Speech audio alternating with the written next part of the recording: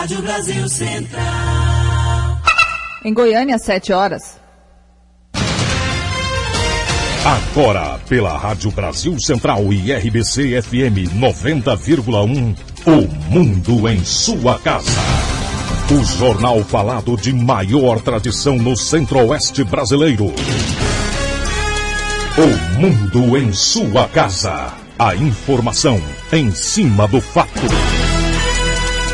Um mundo de notícias no começo do dia. O Mundo em sua casa tem a marca da Rádio Brasil Central e da RBC FM 90,1. Hoje é segunda-feira, dia 13 de agosto de 2012. Bom dia, você ouvinte. Bom dia, Karine Pinheiro. Bom dia, Gil Bonfim. Bom dia, você que ouve o Mundo em sua casa. O Mundo em sua casa. Tempo e temperatura. A previsão do tempo para hoje em Goiânia é de céu claro a parcialmente nublado com névoa seca. Períodos de encoberto e com pancadas de chuva e trovoadas. A temperatura máxima pode chegar aos 30 graus. E a umidade relativa do ar fica entre 60% e 25%. Neste momento, os termômetros marcam 20 graus em Goiânia. 7,1. E o ar seco não dá trégua ao Brasil Central.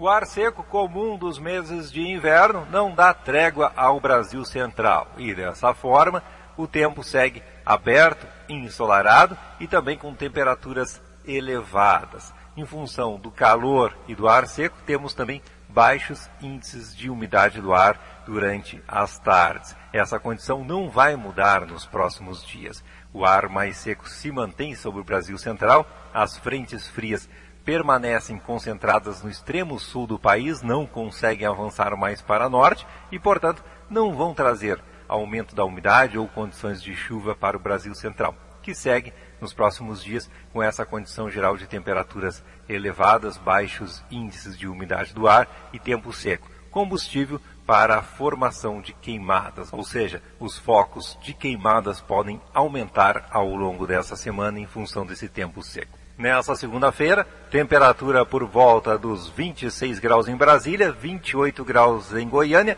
e 30 graus na região de Rio Verde. E ao longo dos próximos dias, essas temperaturas não vão variar muito nessas regiões. Agora são 7h03. O Mundo em sua casa. Manchetes dos jornais brasileiros. O Globo, Olimpíada 2012, agora é com Rio até 2016. Folha de São Paulo, verba para esporte cresceu, resultado não. No estado de São Paulo, crise leva empresas a adiar investimentos de 95 bilhões de dólares. Correio Brasiliense, Brasil precisa de 3 bilhões e 700 milhões de reais para virar potência olímpica no Rio. Valor econômico, estatais investiram só 20% do orçamento até junho. Estado de Minas, quando a reciclagem vai para o lixo, Belo Horizonte aproveita pouco e mal o que se joga fora. Jornal do Comércio, do sertão para o pódio, Yane Marques se torna a primeira pernambucana a conquistar uma medalha olímpica individual. 0 hora, Rio 2016, dia 1º, com samba, Pelé e verde e amarelo, o mundo se despediu de Londres, já com um aperitivo da próxima Olimpíada. Brasil Econômico, empresas de autopeças operam com capacidade ociosa de até 30%. O Popular, indecisos crescem no primeiro mês de campanha.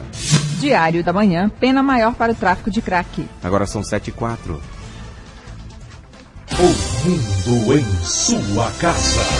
Chegou a sua vez de ajudar a escrever a história da região. Estão abertas as inscrições para o processo eleitoral, que vai escolher os novos membros do Comitê da Bacia Hidrográfica do Rio Paranaíba. Podem se inscrever todos os usuários de água da região, associações, ONGs, instituições de ensino e pesquisa e representantes do Poder Público Municipal. Veja mais informações na internet www.paranaíba.cbh.gov.br. Faça valer a sua voz. Processo eleitoral do Comitê da Bacia Hidrográfica do Rio Paranaíba. Participe do encontro regional em Jataí, 16 de agosto, das 13 às 17 horas, no Hotel Termas Bom Sucesso, Rodovia BR-158, quilômetro 5, saída para Caiapônia. O Mundo em sua casa. A política em Goiás. O Conselho Superior de Governo se reúne hoje para dar continuidade à discussão das demandas apresentadas pelos servidores estaduais que reivindicam reajustes salariais. De acordo com o secretário-chefe da Controladoria Geral do Estado, José Carlos Siqueira, o grupo vai buscar uma posição definitiva, tendo em vista a manutenção da qualidade dos serviços prestados pelo Estado, a abertura continuada na relação com todos os servidores e o respeito aos limites legais e constitucionais no que tange ao desembolso dos estados brasileiros. O Conselho é composto pelo vice-governador José Eliton, os secretários da Casa Civil Vilmar Rocha, de Gestão e Planejamento Giuseppe Vecchi, com função de secretário executivo do Conselho, da Fazenda Simão Cirineu, secretário-chefe da Controladoria Geral José Carlos Siqueira, procurador-geral do Estado Alexandre Tocantins e o líder do governo na Assembleia Legislativa, deputado Helder Valim. Agora são 7h06. Deputados estaduais têm aumento da verba de gabinete. A semana passada foi marcada pelo reajuste dos salários dos vereadores de Goiânia em 35% e também pelo aumento da verba de gabinete dos deputados estaduais. No caso dos vereadores, o aumento entra em vigor dia 1º de janeiro do ano que vem e atinge também o prefeito da capital, que passará a ganhar R$26 mil, salário superior ao do governador do estado, igual ao do presidente da República. No caso dos deputados estaduais, a verba de gabinete teve reajuste de R$13.500, passando de 45 para 58.500. Nesse caso, segundo o deputado Humberto Aidar, do PT, membro da mesa diretora, a decisão não coube aos parlamentares. Porque a Assembleia sempre pagou 75% do que recebe um deputado federal. A Câmara teve aumento e esse aumento automaticamente vem para a Assembleia, e as câmaras municipais que acompanham 75% da Assembleia certamente terão aumento. O aumento ele é automático.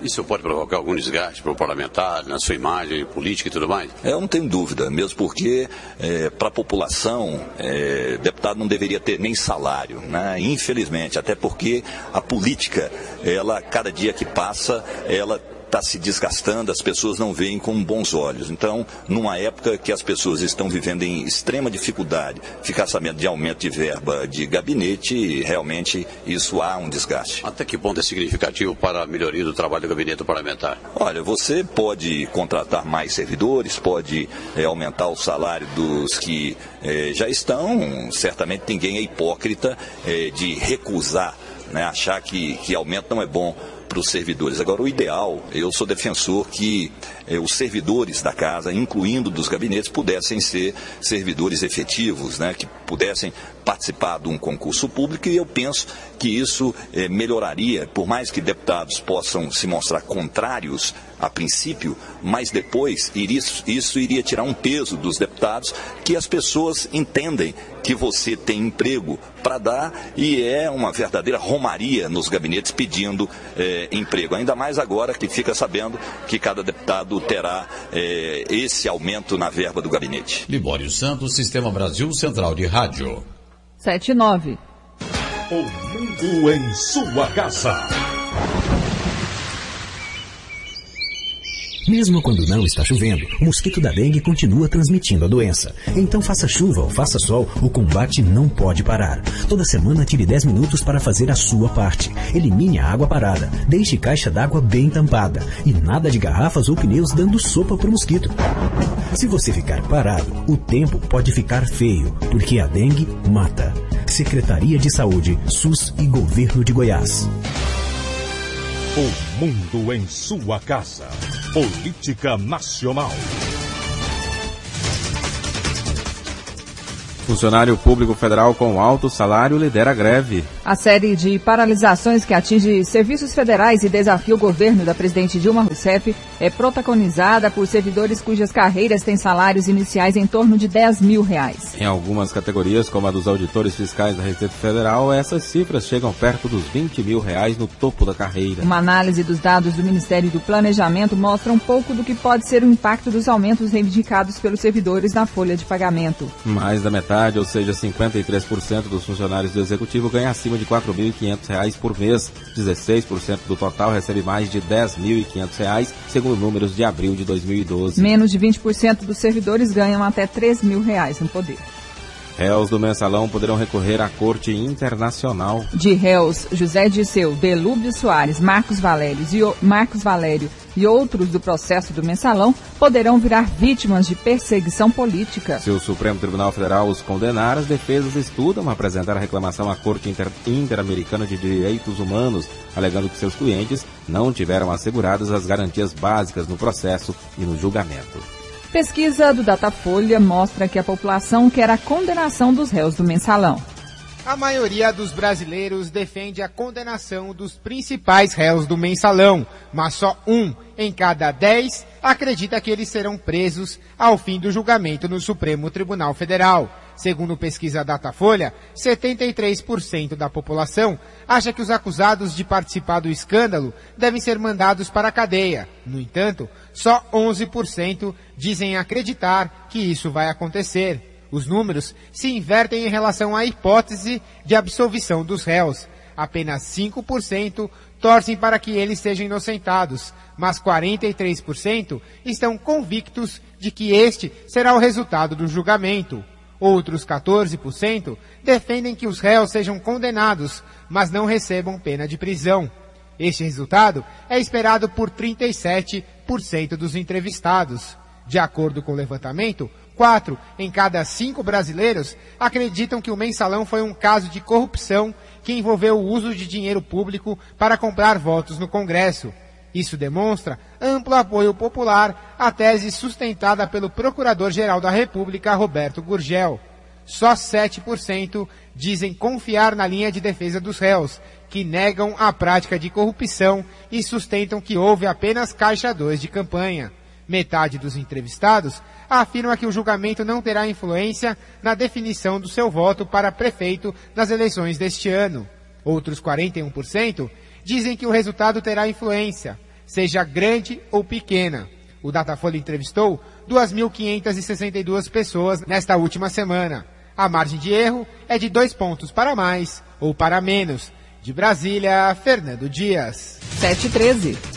O deputado Cândido Vacareza, do PT de São Paulo, entrou com uma representação no Conselho Nacional do Ministério Público contra a Procuradoria-Geral da República. O petista quer que o Conselho determine a suspensão das publicações sobre o mensalão no site infantil da Procuradoria, que se chama Turminha do MPF. Cândido Vacareza alega que os textos e ilustrações dão a entender às crianças que as denúncias que ainda estão sendo analisadas pelo Supremo Tribunal Federal já estariam julgadas e definidas com a condenação dos réus. As publicações no portal Turminha do MPF refletem a denúncia feita pelo Procurador-Geral da República, Roberto Gurgel, no início do julgamento do chamado mensalão no Supremo Tribunal Federal.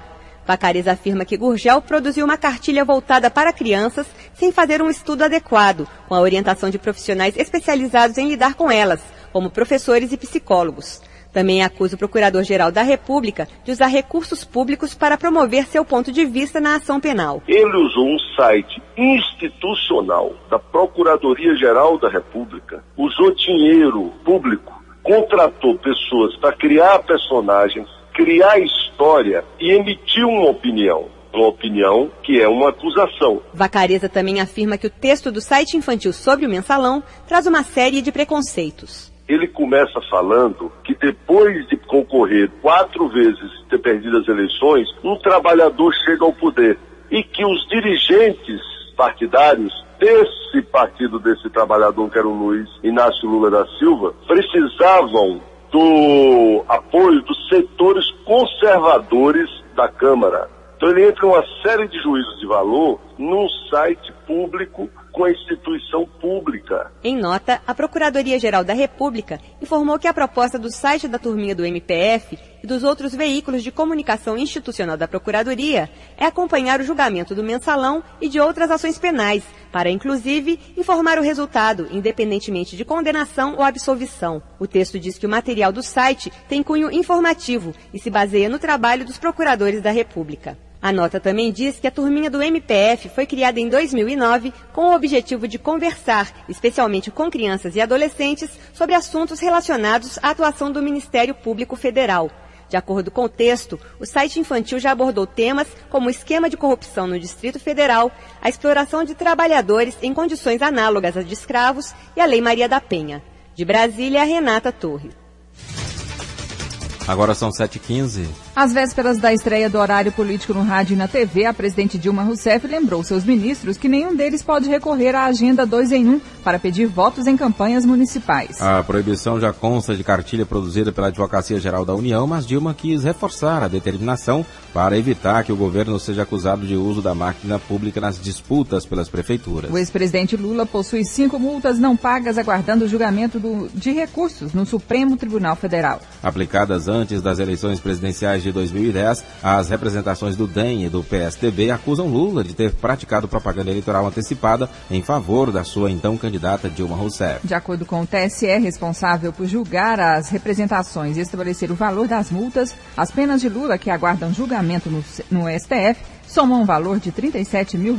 O ex-presidente ainda possui mais R$10 mil em pendências que aguardam julgamento no TSE, em um total de R$47.500. 7h16. Jornalista sugere à CPI que investiga o tráfico de pessoas no Brasil que seja criado um grupo governamental para acompanhar o destino de cada jovem atleta enviado para o exterior. Informações sobre o tráfico de jovens no meio esportivo foram repassadas à CPI em audiência pública com a jornalista paraense Deise Cristina Costa. Um dos casos relatados é o de 2 jovens do Piauí que foram para os Emirados Árabes com a promessa de fecharem contrato com clubes de futebol, mas que acabaram abandonados no meio do processo e induzidos a se prostituírem. Mas Deise afirmou que 19 meninos do estado do Pará estão neste momento em clubes goianos, prestes a serem enviados para o exterior. A jornalista pediu apoio para sua investigação, pois atua com a ajuda de colaboradores. Segundo ela, é difícil provar o tráfico de jovens. A atividade ela existe, aparentemente é legal, porque eles confirmam que os meninos são contratados, e se você não tiver uma prova concreta, não for a pessoa certa, no lugar certo, na hora certa, a gente passa despercebido e esse crime está indo cada vez mais longe. Eu propus uma comissão que fiscalizasse tudo isso, para que a gente tivesse um retorno, um relatório de acompanhamento desses meninos, tanto dos contratos no Brasil quanto fora, porque aí a gente tem controle até mesmo disso tudo, vai dificultar o trabalho de muita gente e é isso que a gente quer. O presidente da CPI, deputado Arnaldo Jordi, do PPS do Pará, explicou que os aliciados são enganados por supostos olheiros. Muitos jovens, principalmente na região amazônica, no Nordeste, no Centro-Oeste, são capturados por essa ideia sedutora da fama, do sucesso, da riqueza fácil, do glamour que geralmente ronda a imagem desses jogadores profissionais bem-sucedidos no futebol brasileiro, e já houveram denúncias e casos concretos de que muitos desses jovens são aliciados para fins de tráfico de pessoas. A jornalista disse que os casos de exploração e tráfico de pessoas são mais comuns no futebol, mas que também ocorrem na ginástica olímpica e grupos de danças folclóricas. Tramita na Câmara projeto de lei que exige ensino médio completo dos menores de idade que são enviados para clubes de futebol no exterior. O autor do projeto é o deputado Danley de Deus Hinterholtz, do PSD do Rio Grande do Sul. Ele disse que o caso de sucesso do jogador Messi, que saiu da Argentina com 10 anos de idade, não é uma regra. Para cada um que vai para o esporte, que realmente é séria a situação, quantos não saem sem o conhecimento, ou sem que a gente possa fazer alguma coisa, que é para outro destino que não seja realmente destino esportivo, ou às vezes até para que vá para algum clube, só que não dão certo, não tenha o potencial para isso, e acabam sendo largados, deixados, principalmente fora do país. Os trabalhos da CPI sobre tráfico de pessoas do Brasil devem ser encerrados em outubro. De Brasília, Silvia Minhato. 7h19. O primeiro mês de campanha não mudou o cenário eleitoral em Goiânia, o que mostra a nova pesquisa feita pelo Serpes ou Popular, realizada nos dias 7 a 10 de agosto. No segundo levantamento feito desde o registro oficial das candidaturas, os índices de 8 prefeitáveis oscilaram para baixo e o número de indecisos cresceu 7,2 pontos percentuais em relação à pesquisa anterior, realizada nos dias 12 a 16 de julho. O prefeito Paulo Garcia, do PT, se mantém como favorito na disputa com ampla vantagem sobre os adversários, mas estacionou. Aparece com 33,6% das intenções de voto, enquanto no levantamento anterior tinha 34,1%. A deputada estadual Isaura Lemos, do PCdoB, se mantém em segundo lugar, mas perdeu 2 pontos, passou de 10% para 8%. Embora a expectativa da campanha da base do governo estadual fosse de crescimento na nova pesquisa, o deputado federal Jovair Arantes, do PTB, registrou oscilação negativa de 0,7 ponto percentual. De 7,7% no levantamento anterior, ele aparece agora com 7%. O deputado estadual Elias Júnior, do PMN, oscilou de 7,2% para 5,8% e se distancia mais do terceiro colocado. Professor Pantaleão, do PSOL, e o vereador Cimeison Oliveira, do PSC, aparecem com 1,7%. José Neto, do PPL, com 1% e Rubens Donizete, do PSTU, com 0,3%. Os eleitores que responderam que não vão votar ou pretendem anular o voto somam 18%. Essa pesquisa ouviu 601 eleitores. A margem de erro é de 4 pontos percentuais para mais ou para menos, com nível de confiança de 95%. A pesquisa foi registrada no Tribunal Superior Eleitoral sob o protocolo número GO 00096/2012, no dia 6 de agosto de 2012. Agora são 7h21. O mundo em sua casa. Se a sua empresa busca reconhecimento, anuncie em uma emissora de credibilidade. Rádio Brasil Central 1270, AM, ondas curtas e tropicais. A certeza de resultado. Qualidade com alcance em todo o território nacional. Ligue 3201-7686. Rádio Brasil Central, comunicando com o mundo. O mundo em sua casa. O jornal falado de maior tradição no Centro-Oeste brasileiro. Um jovem de 20 anos foi detido após tentar roubar um supermercado no setor Recanto do Bosque, em Goiânia, neste domingo. Segundo a polícia, o suspeito entrou no estabelecimento portando um revólver calibre 38 e anunciou o roubo. Um outro jovem, que não foi identificado, estava junto com o rapaz, fugiu e não foi localizado. O suspeito, que já possui 2 mandados de prisão em aberto, foi encaminhado para o 1º Distrito Policial e vai responder por roubo e porte ilegal de arma. Em Valparaíso, cidade do entorno do Distrito Federal, a Polícia Militar apreendeu 17 máquinas caça-níqueis. 3 pessoas que estavam no local foram levadas para a delegacia. A PM apreendeu ainda aproximadamente R$12 mil. O material foi localizado em 2 residências no Parque Esplanada. E a polícia identificou as casas através de uma denúncia anônima. Agora são 7h23. Cerca de 120 trabalhos estão inscritos no Festival da Palhaçada. A 3ª edição do evento em Goiânia teve seleção por meio de um edital nacional. Ao todo, 120 trabalhos foram inscritos e até o dia 19 de agosto, importantes nomes da arte circense da América Latina prometem provocar muitas gargalhadas. Segundo o coordenador do festival, Murilo Garcês, a programação contribui para o desenvolvimento da cultura circense goiana. Cultura não é só a artista que está na televisão, né? Que são artistas também que estão na rua, que estão em circos, que estão espalhados aí, que fazem cultura de excelente qualidade. Qualquer tipo de encontro, festival, ele promove mostras muito ricas e também troca de experiências, seja via oficina, seja durante almoços que os grupos se sentam, se encontram, batem papo e com isso nasce novas parcerias. O festival acontece através de parcerias da iniciativa privada com recursos da Lei Goiáses do Governo de Goiás e tem apoio da Lei Municipal de Incentivo à Cultura. O público adulto e infantil pode conferir vários espetáculos e outras atividades, como explica Murilo Garcês. Nós vamos ter oficinas de palhaço com o artista Victor Ávalos, que está vindo lá da Argentina, e vamos também ter uma oficina com o professor doutor lá do Unicamp, Marco Antônio Bortoleto, que ele vai falar sobre pedagogia das atividades circenses. O festival acontece em parques, praças e também no Circo Larretô e no Centro Municipal de Cultura Goiânia Ouro. A abertura do evento foi no sábado, dia 11, e as inscrições para as oficinas ainda podem ser feitas no portal festivalpalhacada.blogspot.com.br. 7h25. Vândalos destruíram parte de um abrigo de ônibus na Avenida Universitária, em Goiânia. De acordo com a Companhia Metropolitana de Transporte Coletivo, CMTC, os novos abrigos foram instalados na quarta-feira e já na sexta-feira. Um dos pontos, que fica em frente ao prédio da Faculdade de Farmácia da Universidade Federal de Goiás, teve a pintura danificada. Segundo a CMTC, a destruição teria ocorrido durante a carreata de protesto que foi realizada por servidores federais e policiais civis em greve. As chamas de uma fogueira teriam atingido o abrigo. O Sindicato dos Servidores Públicos Federais reconhece que os manifestantes se concentraram na Praça Universitária na última quinta-feira. Mas afirma que eles ficaram apenas 20 minutos no local e nega qualquer ato de vandalismo. O comando de greve dos policiais civis também negou a participação dos protestantes em qualquer ato de vandalismo durante a passeata.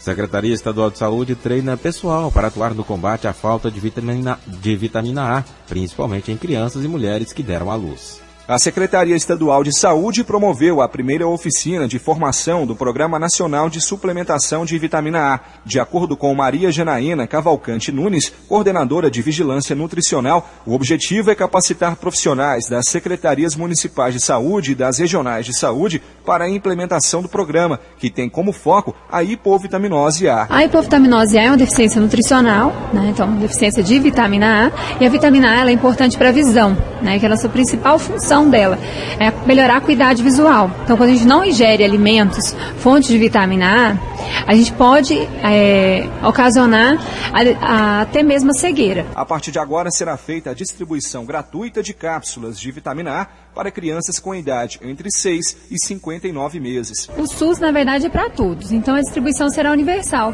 Independente se você tem plano de saúde ou não, na verdade vai estar disponível estará disponível nas unidades de saúde, e aí basta você levar a caderneta de saúde da criança para que o seu filho, né, ou a criança na qual você é o responsável, possa receber esse suplemento. A partir do ano que vem, o programa será estendido para mulheres que deram à luz. O nutriente é encontrado principalmente em vegetais escuros e amarelos. Paulo Henrique Santos, para o Sistema Brasil Central de Rádio. 7h27. Especialista diz que há diferença entre a timidez e fobia social. A timidez está relacionada à vergonha, ansiedade e ao medo. Esses fatores, quando combinados, podem afetar as relações pessoais e profissionais, impedindo que a pessoa obtenha o sucesso que deseja. A psicóloga clínica Yasmin Daibf explica que a timidez pode ser hereditária ou consequência da educação familiar. Tem a questão de hereditariedade, mas a forma como as crianças são tratadas desde criança, adolescência, isso tudo influencia no adulto que elas vão se tornar. Então, pais muito rígidos, pais que cobram demais, podem fazer com que a criança vá se tornando mais ansiosa ou fóbica se ela já tiver uma tendência a isso. Em alguns casos, a timidez pode levar à fobia social. A psicóloga Yasmin Daibf afirma que, neste caso, o problema já é considerado uma doença. Na verdade, a timidez e a fobia social são coisas diferentes, né? Eu acho que uma pequena porcentagem das pessoas que são tímidas podem se tornar fóbicas, né? A timidez, ela não é uma patologia, é diferente da fobia social, mas a tendência é de que as pessoas que são tímidas, elas são mais rígidas, mais preocupadas com a opinião dos outros, e são características também dos fóbicos. A timidez pode ser amenizada com a terapia com psicólogo. Já nos casos de fobia social, o tratamento é mais complexo, com a prescrição até mesmo de antidepressivos. 7h29. A Secretaria Estadual de Saúde vai aplicar lei aprovada pela Câmara de Goiânia que proíbe o uso de equipamento de proteção fora do ambiente de trabalho.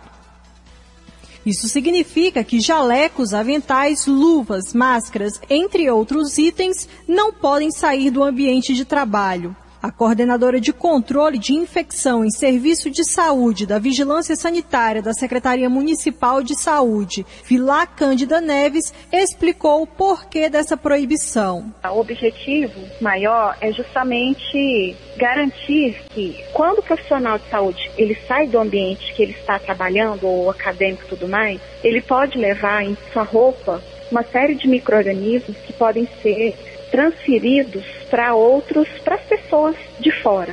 Então é uma forma de segurança. Quando ele sai do seu ambiente de trabalho, ele precisa retirar o seu equipamento de proteção, guarda dentro de um saquinho para lavar e tudo mais, e proteção mesmo do ambiente externo, das pessoas que ele possa ter contato, né? evitar realmente levar a disseminação de micro-organismos que possam transmitir doenças. Vilar Neves também falou sobre as penalidades às quais os infratores estarão sujeitos. Pela lei, no artigo 2º, ela diz: os infratores estarão sujeitos, sem prejuízo das demais sanções cabíveis, apenas de advertência e multa. E diz também que os empregadores serão responsáveis solidários pela infração e que as normas regulamentadoras vão definir valores e formas de aplicação das penas. A nova lei deve entrar em vigor a partir do final de novembro. Lorena Borges para o Sistema Brasil Central de Rádio. 7h31. Mães que deram à luz a criança com mais de 3 quilos e 700 gramas podem desenvolver câncer de mama.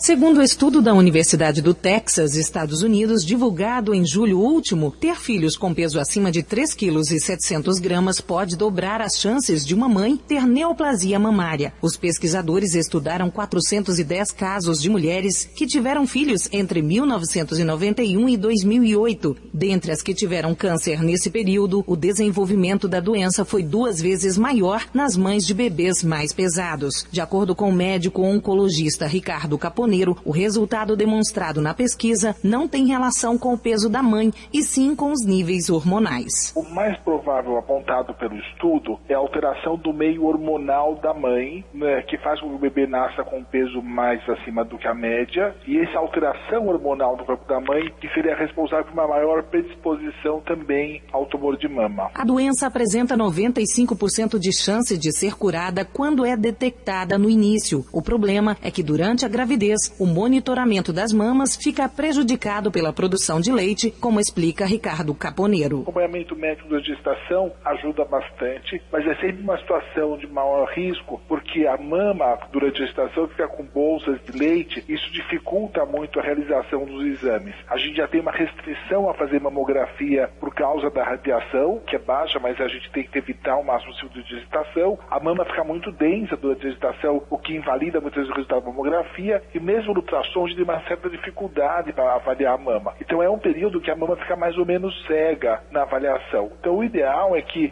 as mulheres fizessem uma avaliação antes da gestação. O oncologista afirma ainda que cerca de 40% dos cânceres podem ser evitados com hábitos de vida saudável, como dieta equilibrada, manter-se no peso ideal e não fumar. Além disso, é preciso avaliar o biotipo da mãe para calcular se o bebê recém-nascido tem ou não um peso acima da média.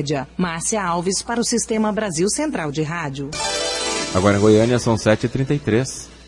38% dos homens não vão ao médico após os 40 anos de idade. De acordo com pesquisa realizada pela Sociedade Brasileira de Urologia, 38% dos homens não têm o costume de visitar o médico. A pesquisa foi feita com 5 mil homens acima dos 40 anos de idade, e a maioria alegou que só comparece ao médico quando está se sentindo mal ou com algum problema de saúde. Aguinaldo Nardi, presidente da Sociedade Brasileira de Urologia, conta que um dos motivos para o não comparecimento do homem ao médico é a falta de informação. Eu acho que o principal motivo que o homem não vai ao médico é, infelizmente, o preconceito. O segundo é o medo de descobrir a doença. E o terceiro é o desconhecimento. É óbvio que nós somos um país em desenvolvimento e nós temos pessoas que não têm acesso à informação e não sabem que essas doenças podem existir. Alguns homens, após os 40 anos, podem ter redução de testosterona, um hormônio masculino. Aguinaldo Nardi explica que a diminuição desse hormônio pode refletir no peso e na vida sexual. Alguns homens podem ter sinais e sintomas decorrentes deste problema.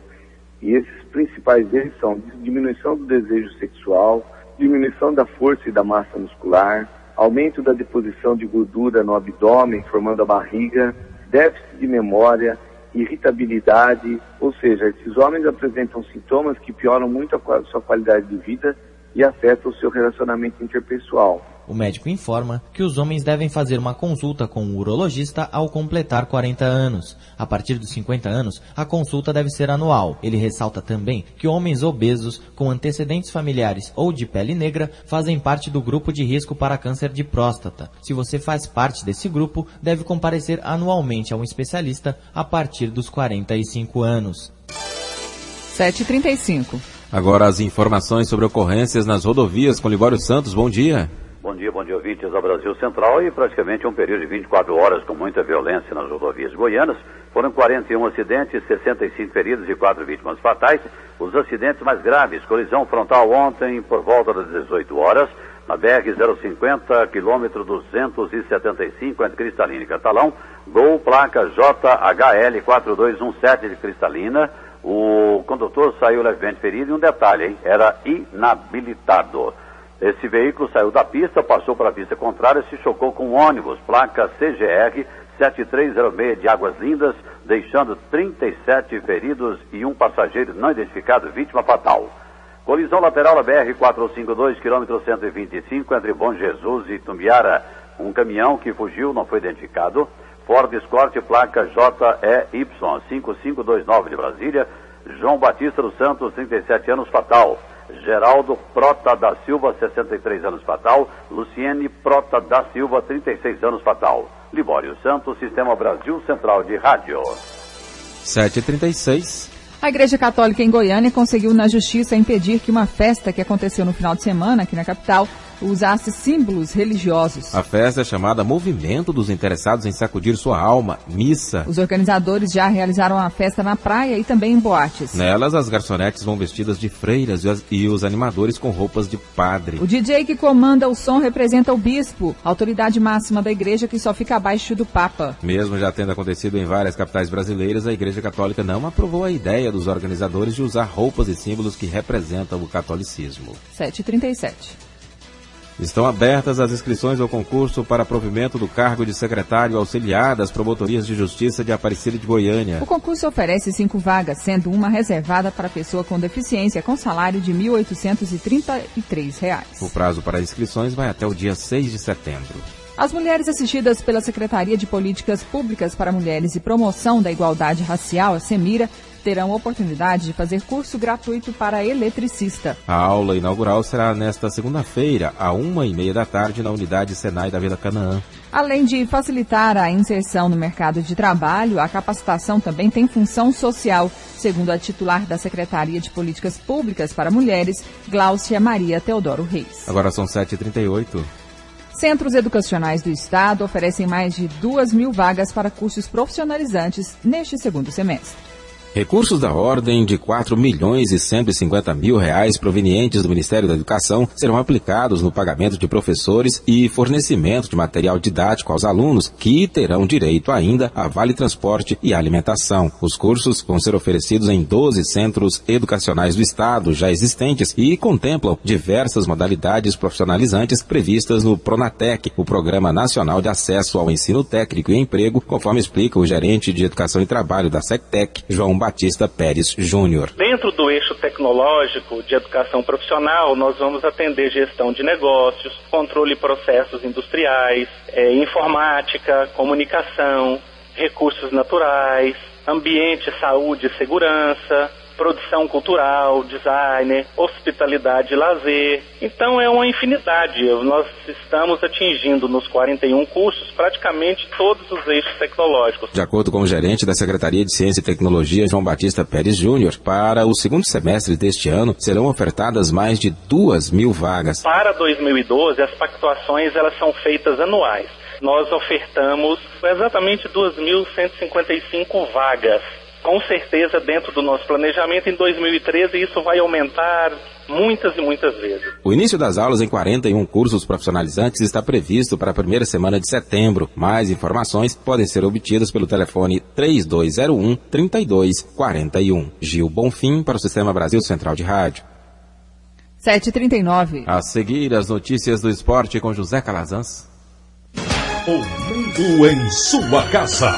Chegou a sua vez de ajudar a escrever a história da região. Estão abertas as inscrições para o processo eleitoral, que vai escolher os novos membros do Comitê da Bacia Hidrográfica do Rio Paranaíba. Podem se inscrever todos os usuários de água da região, associações, ONGs, instituições de ensino e pesquisa e representantes do Poder Público Municipal. Veja mais informações na internet www.paranaíba.cbh.gov.br. Faça valer a sua voz. Processo eleitoral do Comitê da Bacia Bacia Hidrográfica do Rio Paranaíba. Participe do Encontro Regional em Rio Verde, dia 17 de agosto, das 9 às 12h30, na Câmara Municipal de Rio Verde, Avenida José Walter, 261, Residencial Interlagos. O mundo em sua casa tem a marca da Rádio Brasil Central e da RBC FM 90,1.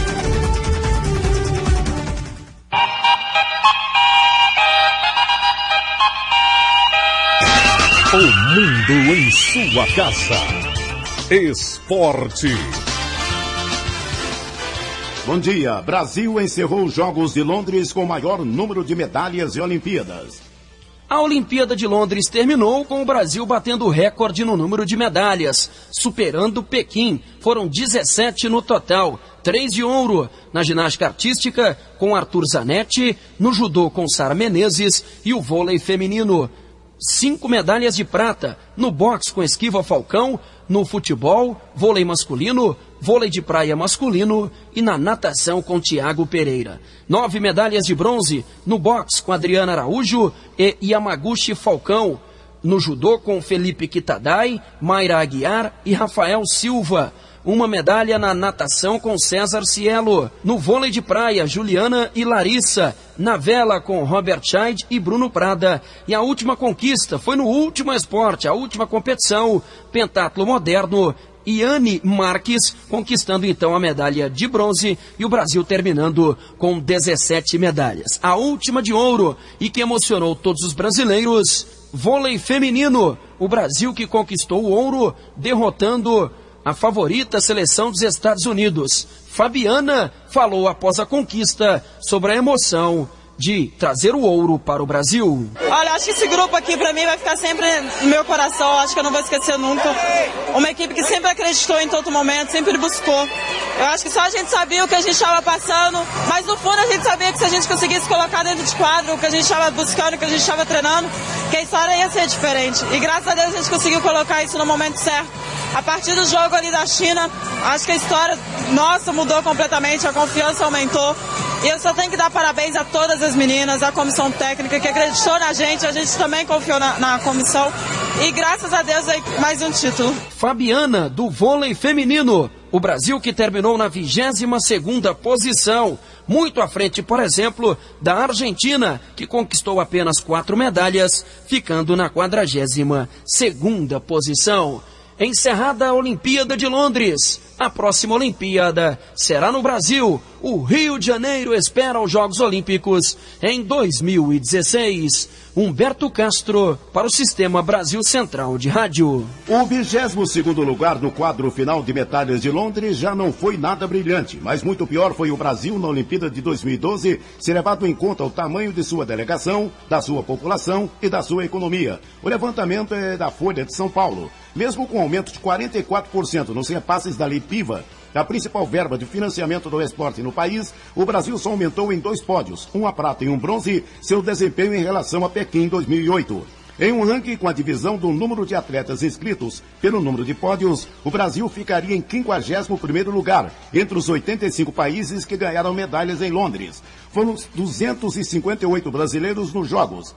Entre os países que mandaram pelo menos 200 atletas, só Canadá e Polônia foram menos premiados.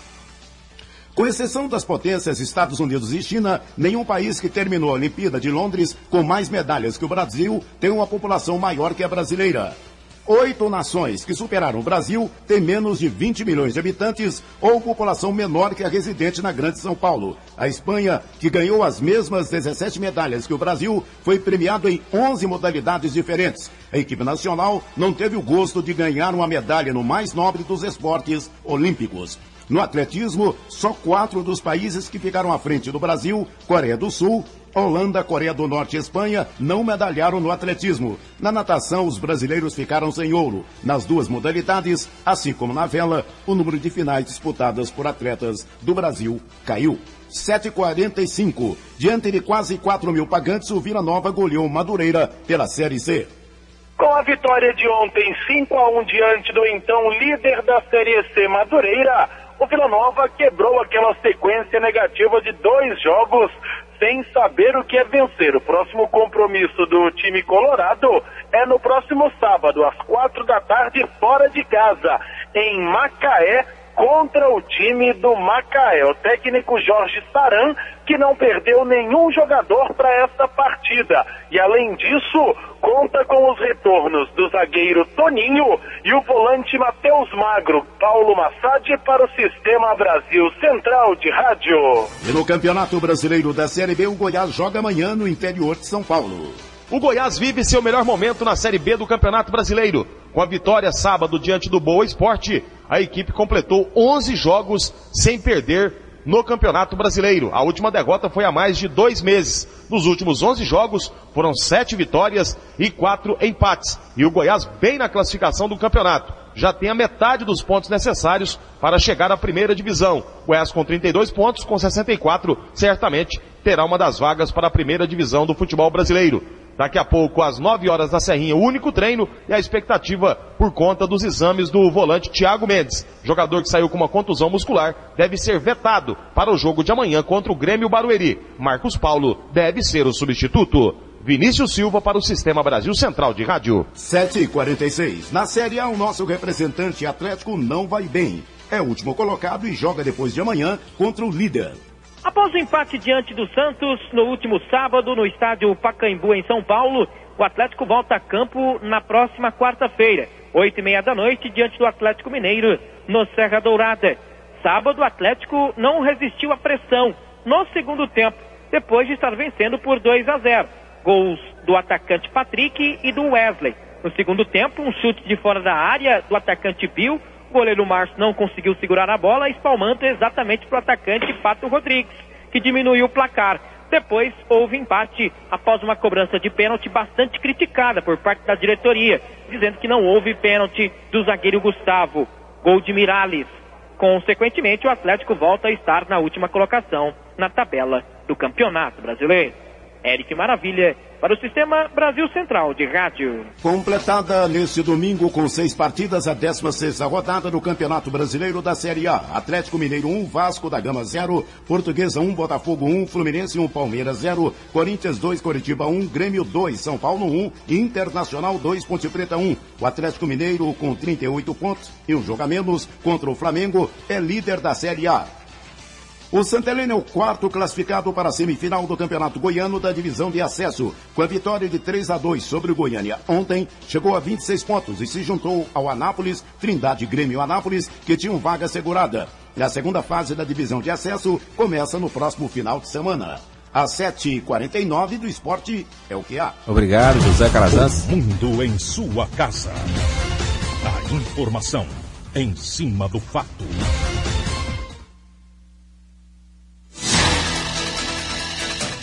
O preço da caixa de tomate quase dobrou. Os produtores de tomate estão comemorando os resultados da colheita deste mês em Catalão, na região sul de Goiás. Atualmente, cada caixa do produto é vendida por R$50 aos distribuidores, 20 a mais em relação a 2 meses atrás. Devido à falta de produto no mercado, está havendo um aumento considerável no preço. A previsão é de que a caixa pode atingir até R$70 nos próximos dias. Procon Municipal de Aparecida quer incentivar a população a procurar o órgão. O PROCON de Aparecida quer divulgar o órgão, já que grande parte da população ainda procura atendimento em Goiânia. Para isso, está elaborando uma pesquisa para orientar melhor como o consumidor da cidade pode fiscalizar e reclamar seus direitos. O presidente do PROCON Municipal de Aparecida, Coronel Antônio Djalma Rios, fala do objetivo da pesquisa. Esse trabalho é para que a gente possa esclarecer a população, as pessoas, o trabalho do PROCON e orientá-los no sentido de vir procurar o órgão, porque nós temos aqui vários atendimentos ao público. E como o PROCON é novo, eles estão procurando o PROCON de Goiânia, lá do Buriti Shopping, e aqui é mais fácil para eles nos procurar aqui em Aparecida. A pesquisa ainda está sendo realizada, mas de acordo com o presidente do PROCON de Aparecida, é possível detectar onde ocorrem mais problemas. Na área bancária, tanto nas filas como taxa de juros, o pessoal reclama. Posto de combustível também, que nós ainda não estamos atuando, mas vamos atuar, embora de maneira preventiva, mas orientar o pessoal também, sobre telefone, telefonia, né, entre telefone, loja de eletrodomésticos, supermercado, preços, material, produtos vencidos, o pessoal tudo reclama. Para o consumidor não perder tempo, é bom lembrar que o Procon em Aparecida fica na Avenida das Nações, quadra 10, lote 4, bairro Vera Cruz, no centro de Aparecida. O órgão atende por dia cerca de 50 pessoas, mas tem capacidade para bem mais. Yara Galvão para o Sistema Brasil Central de Rádio. 7h51. Aposentados e pensionistas começam a receber a primeira parcela do 13º no final deste mês.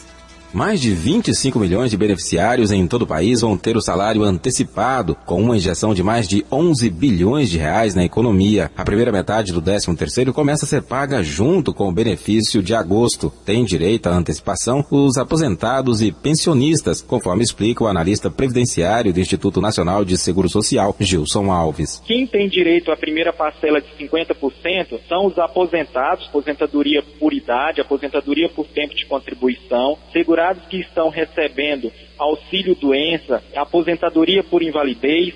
Quem não tem direito, só quem recebe o amparo assistencial ao idoso e ao deficiente. A antecipação do 13º salário vai ser paga entre os dias 27 de agosto e 10 de setembro. Gil Bonfim para o Sistema Brasil Central de Rádio. 7h52. Profissional de contabilidade precisa se atualizar, pois o aquecimento da economia brasileira vem exigindo muito dele.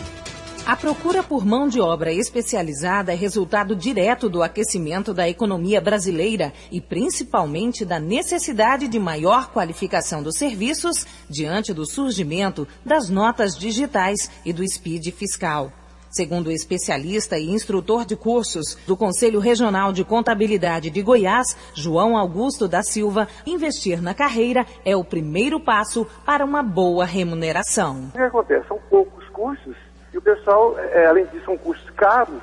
Eu saio da faculdade e tenho que fazer esses cursos. E em Goiás, o profissional de contabilidade, ele não entendeu ainda que ele vende informações e ele tem que estar sempre fazendo cursos. O que acontece? Você vai em São Paulo, um curso custa aí 800 a R$1.000, um curso nesse nível de preparar a pessoa para operar, por exemplo, um homolognet, um ponto eletrônico, uma desoneração de folha de pagamento, são coisas novas. E aqui em Goiás, quando o curso é R$200, o profissional acha caro, não, está caro, tem que pagar esse curso. Segundo João Augusto, os requisitos para atuar na área contábil são muitos, entre eles gostar de ler, raciocínio lógico e aptidão com números. Um erro de contabilidade na legislação vigente pode significar grandes prejuízos para as empresas. E hoje, se você faz coisas erradas, o que acontece? Imediatamente o governo pega. Por quê? Porque online tem tempo mais de você errar e consertar. Errou, ficou o erro lá. Então isso está gerando o quê? Muitos problemas para as empresas, multas, problemas de informações erradas, e o profissional acaba não conseguindo aí fazer o desempenho do trabalho dele corretamente, porque existe a dificuldade aí de operar os subsistemas do governo, que é disponibilizado gratuitamente na internet, para que a gente entre e opere o sistema. João Augusto defende o ensino técnico e prático como alternativa para diminuir a escassez de profissionais. E, segundo ele, quem opta por esta profissão tem grandes chances de ascensão na carreira. Márcia Alves para o Sistema Brasil Central de Rádio. Agora são 7h54. O número de goianos que caiu na malha fina do imposto de renda cresceu 20% em relação ao ano passado. Cerca de 35 mil contribuintes goianos estão na malha fina da Receita Federal, 20% a mais que o registrado no ano passado. Um dos motivos desse aumento, segundo Jorge Martins, supervisor do Imposto de Renda da Receita Federal, foi o aperfeiçoamento dos parâmetros de fiscalização. A Receita, de acordo com Jorge, passou a considerar dados que os contribuintes informam em seus investimentos em previdência privada. Houve um aumento, um aperto nos parâmetros de malha que fizeram com que aumentasse o número de declarações retidas, principalmente com relação à questão, por exemplo, da previdência privada, porque até o ano passado não tinha um cruzamento direto. A partir desse ano, aquelas pessoas que declararam um valor de previdência privada maior do que o declarado pelas fontes pagadoras ou através da DIRF, as declarações ficaram retidas demais. Nós tivemos outros parâmetros também que houve um certo aperto, então fez com que aumentasse o número de declarações. Outros fatores identificados pela Receita foram ganhos de dependentes, rendimentos acumulados e ganhos com aluguéis não declarados. Segundo Jorge Martins, ainda há tempo de retificar a declaração. Ele lembra que quem procurar a Receita antes de ser notificado paga multa menor. O contribuinte que espontaneamente procurar retificar a sua declaração, se tiver diferença de imposto a pagar, ele vai pagar o imposto com a diferença com a taxa Selic e uma multa de mora de 20%. Se ele aguardar ser intimado ou notificado pela Receita, a multa passa de 20% para 75% ou 150% no caso de fraude. As retificações ainda podem ser feitas pelo site da Receita Federal, receita.fazenda.gov.br. Repetindo, receita.fazenda.gov.br. Heloísa Amaral para o Sistema Brasil Central de Rádio. 7h56. Venda de carros usados cai 20% em Goiânia. A redução do imposto sobre produtos industrializados, IPI, para a compra de carros novos acabou trazendo uma dor de cabeça para quem está no mercado de veículos usados. De acordo com a Federação Nacional das Associações dos Revendedores de Veículos Automotores, FENAUTO, o preço dos usados sofreu uma desvalorização de 10% a 15%. Para o ex-presidente da Agência Auto, Vinícius Carlos de Aguiar, o prejuízo é grande para o setor. Olha, em Goiânia, em Goiás não fica diferente do resto do país. Nós temos hoje uma queda acentuada na venda de veículos seminovos e inclusive com a perca real no valor do veículo de em torno aí de 10%, alguns modelos chegam até a 20%. Então nós temos uma perca muito grande em relação ao preço, principalmente em relação às vendas, e um prejuízo ainda maior devido à quantidade de desemprego que tem causado no setor aí muito grande. Todo o estado de Goiás são cerca de 1.200 lojas de veículos, cerca de 10% dessas lojas fecharam de dezembro para cá. Vinícius Carlos também falou sobre o que deve ser feito para reverter esse quadro. Olha, o que precisa fazer, no nosso ponto de vista, para normalizar, ou seja, nem o caso de normalizar, mas para melhorar, seria o governo incentivar os bancos à aprovação do crédito. Baixar as taxas aí, as taxas que são cobradas hoje dos bancos, né, os encargos tributários, para que os bancos tenham a condição de oferecer uma melhor taxa de juros. A taxa de juros hoje, apesar de estar muito boa, mas existe o caso também, por exemplo, das revisionais, né? Hoje o estado de Goiás principalmente enfrenta um problema muito grande com relação às revisionais.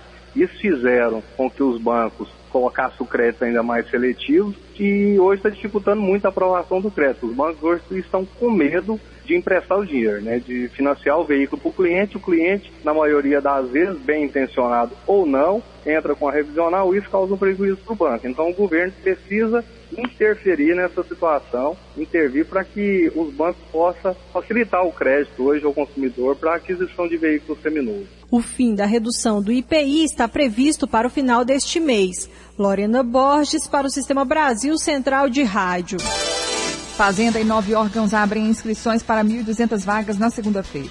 Pelo menos 10 órgãos abrem inscrições hoje para 1.267 vagas de formação de cadastro de reserva em cargos de todos os níveis de escolaridade. Os salários chegam a R$6.000 no Ministério Público do Mato Grosso. Só no Ministério da Fazenda são 463 vagas nos concursos públicos. 7h59.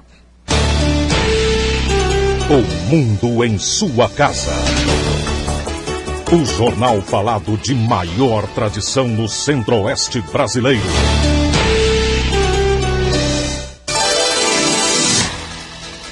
Mega Sena acumula e prêmio pode chegar a R$28 milhões na quarta-feira. 39 apostadores acertaram a quina e cada um leva R$61 mil. Outros 3.766 acertaram a quadra e levam cada um ou R$903. As dezenas sorteadas pelo concurso 1415 da Mega Sena foram 26, 36, 40, 46, 49 e 51. Um homem foi preso no aeroporto internacional do Galeão, no Rio, ao tentar embarcar em um voo para Hong Kong com cocaína na cueca. De acordo com a Polícia Federal, a droga seria repassada em Amsterdã, local onde seria feita uma escala do voo. O jovem de 24 anos que viajava com o pai revelou aos policiais federais o nome e a localização do fornecedor da droga, que também acabou preso em um hotel da Barra da Tijuca, na zona oeste do Rio. O pai, que seria empresário do ramo de publicidade, foi liberado após prestar depoimento. Além da droga, a Polícia Federal também apreendeu uma quantia em dinheiro que estava com os suspeitos. As forças de segurança da Nigéria mataram 20 pessoas durante durante a invasão de um esconderijo de uma seita islâmica. Segundo uma autoridade do país, todas as vítimas eram militantes religiosas. Um soldado também morreu na troca de tiros. O grupo islamita tenta criar um Estado Islâmico na Nigéria, país que é dividido igualmente entre cristãos e muçulmanos. Pontualmente 8 horas em Goiânia, termina aqui mais uma edição de O Mundo em Sua Casa, que teve a apresentação de Karine Pinheiro e Gil Bonfim. Redação e edição Antônio Correia.